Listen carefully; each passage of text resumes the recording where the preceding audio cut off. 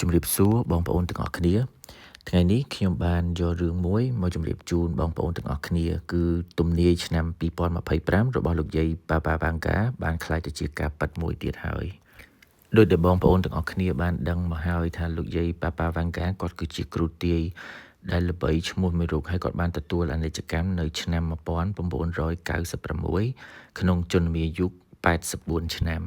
មុនពេលគាត់ទទួលមរណភាពគាត់បានទស្សន៍ទាយពីអនាគតកាលជាច្រើនជាក់ស្ដែងព្រឹត្តិការណ៍ដែលគាត់ទស្សន៍ទាយនោះបានកើតឡើងរួចមកហើយដូចជាការវាយប្រហារភេរវកម្មថ្ងៃទី11ខែកញ្ញាឆ្នាំ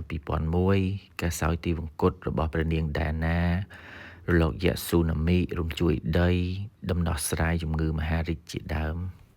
ជាក់ស្ដែងគ្រូទាយពិការភ្នែកសញ្ជាតិប៊ុលហ្គារីដ៏ល្បីល្បាញមួយរូបនេះគឺលោកយាយបាបាវ៉ាងកាបានបន្សល់ទុកទំនាយចំនួន5សម្រាប់ឆ្នាំនេះដោយត្រឹមតែដើមឆ្នាំប៉ុណ្ណោះមានទំនាយមួយបានក្លាយទៅជាការពិតបាត់ទៅហើយបងប្អូនទាំងអស់គ្នាក្នុងសេចក្តីថ្លែងការណ៍របស់ Daily Mail សម្រាប់ឆ្នាំ2025លោកយាយបានទាយអំពីព្រឹត្តិការណ៍ចំនួន5ដូចជា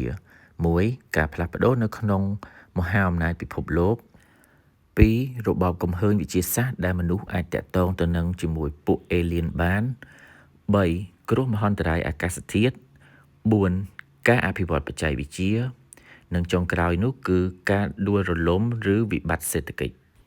រឿងដែលលោកយាយបានទាយត្រូវនោះគឺគ្រោះមហន្តរាយធម្មជាតិជាក់ស្ដែងកាលពីថ្ងៃសុក្រទី28ខែមិនិនាឆ្នាំ2025ប្រទេសមីយ៉ាន់ម៉ាបានជួបគ្រោះរញ្ជួយដីកម្រិត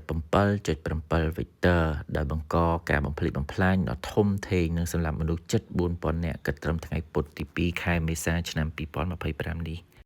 មិនមែនមានតែប្រទេសមីយ៉ាន់ម៉ាទេដែលទទួលរងផលប៉ះពាល់នៃការរញ្ជួយដីនេះការរញ្ជួយដីនេះក៏បានជះឥទ្ធិពលដល់ប្រទេសថៃដែលស្ថិតនៅក្បែរខាងនោះផងដែរដោយផលប៉ះពាល់ខ្លាំងនោះគឺទៅដល់រាជធានីបាងកកបណ្ដាលឲ្យបាក់អគារដែលកំពុងសាងសង់មួយផងដែរនៅក្នុងប្រទេសថៃតួលេខមនុស្សស្លាប់នៅប្រទេសថៃគិតត្រឹមថ្ងៃពុធ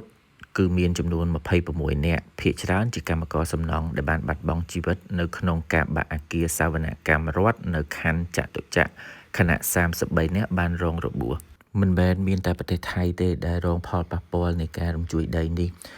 សូម្បីតែប្រទេសដែលនៅក្បែរខាងរបស់ប្រទេសមីយ៉ាន់ម៉ាគឺដូចជាខេត្តមួយចំនួនដែលនៅជាប់ព្រំដែននៃប្រទេសមីយ៉ាន់ម៉ានៃប្រទេសចិនក៏បានរងផលប៉ះពាល់នៃការរំជួយដីនេះផងដែរ